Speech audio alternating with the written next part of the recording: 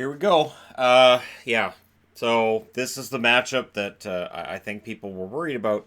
Boston and Carolina, and I say people because people really don't like the Boston Bruins, and you know that there's a whole host of reasons why, and I get it. I do. I understand why people don't like Boston. I understand it all. At the same time, been a Bruins fan for decades. Not wavering on that now, and I do think they beat Carolina. I do. I know Carolina's coming off of a sweep over the New York Islanders. Carolina looked fantastic, and Carolina's a great story. And I would have no problem with the Carolina Hurricanes knocking off the Bruins. I just think that the Bruins are a different type of team than what they've played before. The Islanders were a no-name team of players who played this great defensive style together. Prior to that, you had the Pittsburgh Penguins, who it feels like that their best days are behind them, and they're going to have to make some changes to get back to where they were. And the Bruins are just, they seem to be riding a high right now, and their offense is clicking. Their goaltending's been fantastic, and it feels like it's going to be really tough for Carolina to stop them. That being said, Carolina has stopped the Boston Bruins before. Now, there's an 8-point difference between these two teams. The Boston Bruins finished 8 points ahead of the Carolina Hurricanes. The Carolina Hurricanes, playfully known as bunch of jerks. And by polling the internet, they seem to be pieces of something.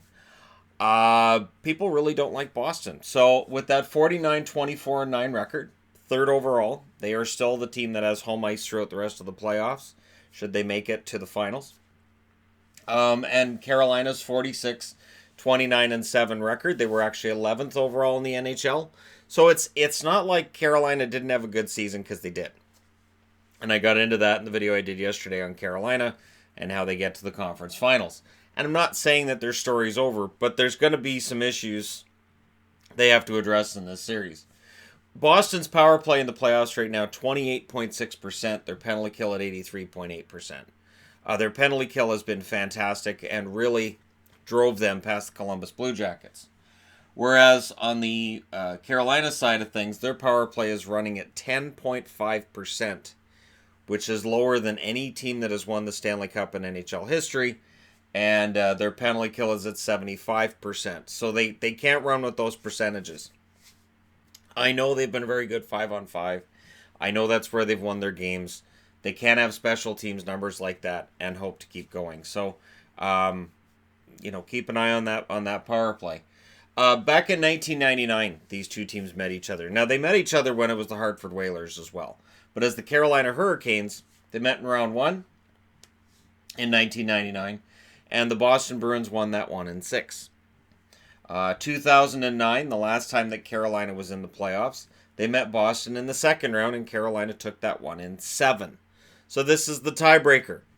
And again, I don't think there's as much of a difference between these teams as some people might think, based on 3rd overall and 11th overall, because Carolina was excellent that second half of the season. Once January rolled around, Carolina was fantastic. If Boston takes them lightly for a moment, they're done. Boston cannot take these guys lightly, not at all. Regular season matchups this year. October 30th, the Bruins won 3-2. That was in Carolina. December 23rd, Carolina won 5-3 at home. And then the one game they played in Boston was on March 5th. An overtime win for the Boston Bruins, 4-3. So these teams are close. Very close. Their last cup wins, 2011 for the Boston Bruins and 2006. The only Stanley Cup won by the Carolina Hurricanes organization. How did they get here? Well, of course, Boston, it's taken them longer. 7 games over Toronto, 6 games over Columbus. For Carolina, 7 games over Washington, 4 games over the New York Islanders. And again, if Boston takes them lightly, this could get out of control quickly. So watch Game 1. Game 1's going to be a pretty big deal. Scoring leaders, Marchand, 5 goals, 8 assists for the Boston Bruins. Pastrnak, 6 goals, 5 assists. Krejci has 4 goals and 6 assists. Bergeron, 5 goals, 3 assists. Torrey Krug, a goal and 7 assists. Charlie Coyle, 5 goals, 3 assists. And McAvoy with a goal and 5 assists to round things out on the Boston side of things. On the Carolina side, the bunch of jerks. 11 assists for Jacob Slavin. 5 goals, 4 assists for Foegele. 4 goals, 5 assists for Aho. Jordan Stahl with those numbers as well. Teravainen, 6 goals, 3 assists. And if Teravainen and Aho pick up in this series where they left off against the Islanders, this could be a long series for the Boston Bruins and kind of conversely a short series for the Carolina Hurricanes. I do not underestimate the ability of Carolina to keep rolling. Hamilton, 3 goals, 4 assists. And Williams, who's become quite the story in and of himself, 3 goals and 3 assists. Tuukka Rask now has a record of 8-5 in these playoffs. 2.02 goals against, .938 save percentage. Over the last 3 games he's played, he's been a game stealer. A series stealer even. And having stolen a series, yeah, you won't hear anything more about Rask from me. Peter Mrazek, 5 wins, 3 losses. And the question becomes, if Mrazek's healthy, do they go with him? He didn't lose his job, he just got hurt. 2.22 goals against, average .913 save percentage. Curtis McElhinney, of course, who is likely to be the starter when this series starts up.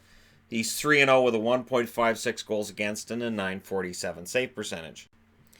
Now, if you want to know about when the series starts, it does start on Thursday. So just as I expected the day after the last Game 7 of this round that's currently being played, round 2, we will see this series start. So Thursday, last game played last night, which is Monday, it's a couple of nights off. I don't think it's going to hurt Boston that they're playing on short rest. And then they get 2 days off in between games 1 and 2. And the Sunday game is a matinee game. So, you know, they still get the extra time off here, and then the next game's on Tuesday.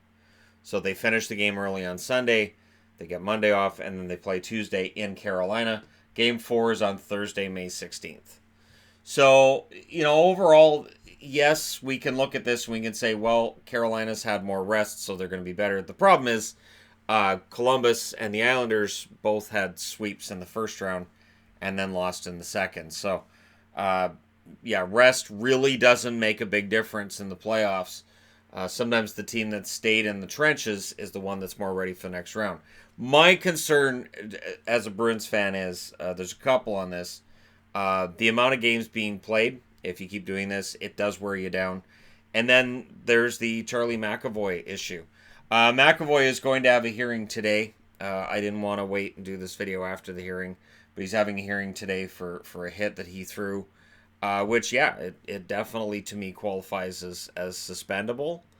You know, if he gets off with a fine, I'm hoping on some level, but at the same time, the hit on Anderson was kind of ugly. And of course, for Columbus fans, it would be kind of too little too late, because it would affect this series, not the one they were in, because Columbus wasn't able to force a Game 7. Overall, the interesting thing to me is that it could come down to your experience factor, which absolutely Boston would have that, though Williams does have a couple of Stanley Cups to his name, absolutely. A couple or a few. And that's not to be underrated either.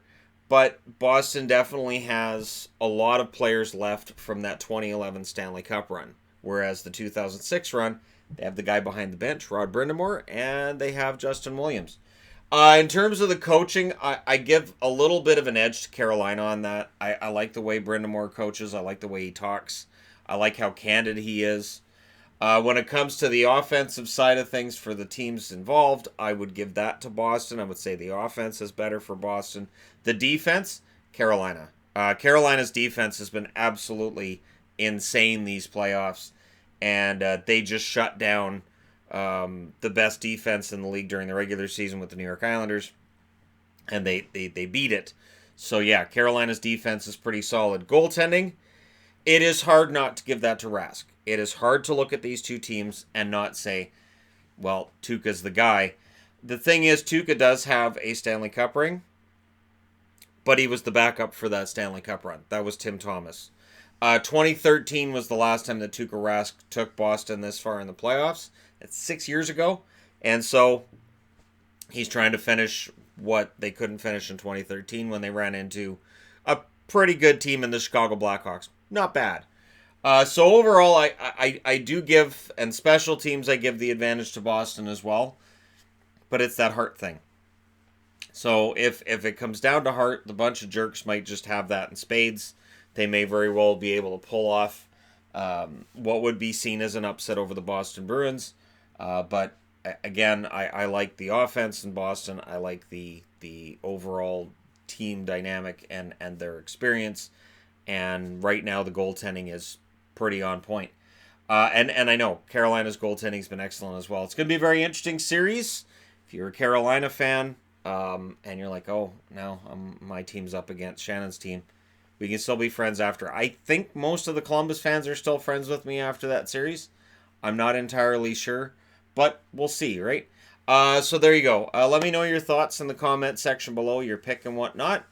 Don't forget to hit like and subscribe if you're browsing your way through. You just happen upon this video, and yep, we're almost there. We're down to the conference finals, and this is when the fun starts. Well, the fun starts really in the first round, but it feels like this year we're actually getting some series that make it feel like, hey, this is going to be epic. And this one should be an epic series.